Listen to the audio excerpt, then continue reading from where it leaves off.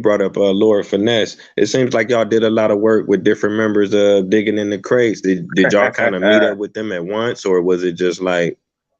Nah, so like Buck Wild, when once we got the deal and they was asking us, of course, you know, who we wanted to work with producer wise, we was like, all right, Primo, Lost Pro.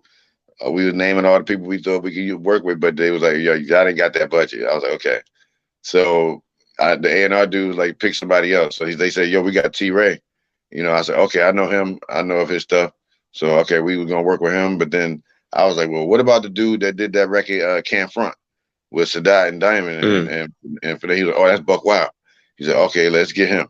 So he set up a meeting in the studio to meet him. And at the same time, Rock Raider was in the studio with Buck. Buck used to bring him to the studio if he needed any scratches on the song or whatever like that. So we met them, you know, and instantly, right, first day, Buck just was playing some beats. And we was like, okay, dope. And he saw something wasn't clicking. And he made the Come On With the Get Down beat like right there in the studio in our face. We was like, oh, shit, that bet.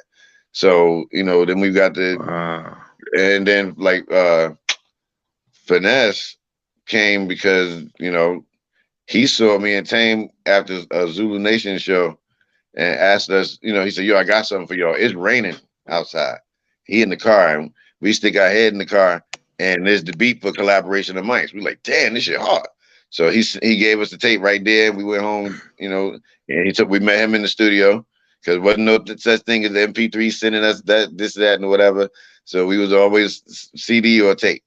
So we got that, worked with him with that, and had Jamar on that song. Easy LP, DITC member as well. He worked with us on the Dynamite Soul remix, and the song "Who I Am."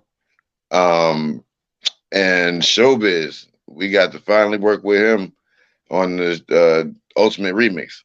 So when you're a fan of all these guys, you know, of Showbiz and AG, of OC, of Organized Confusion, these guys work with, you know, a lot of these people that, like I said, verbally we listen to as artists. So it was only right. Like, and it was funny with Showbiz because when we got the chance to work with him, he was like, look, I heard about y'all through Raider, through AG, Finesse, Buck. Now I get my chance. We're gonna make a dope ass record. I was like, so, you know, that showed him how much work we put in, that he felt like that about working with us. So only thing I asked him after a while, I was like, well, shit, we gonna work with all y'all. Why don't y'all just put this in DITC? Man, that'd have been tight. That would have been dope. Hey, look, wow. I told AG, he's like, I got to talk to Show on that one. Right, because they so deep, but they definitely some giants. I know that's the Bronx. They could produce, they could rap, they could do it all. Now, since we speaking on DITC, I want to ask you this: did you ever interact or meet or work with Big L? Actually, we did a show with Big L in the Bronx back when his album came out, and I actually got to talk to him. It was me and him outside. We were smoking. And I told him that day how much of a beast he was on the mic. And he was a real modest dude, man. Like, he was real quiet. But it's just funny when you see that in the person and you hear their bars and you're like, God, dude, deadly. So I got to meet him on one occasion.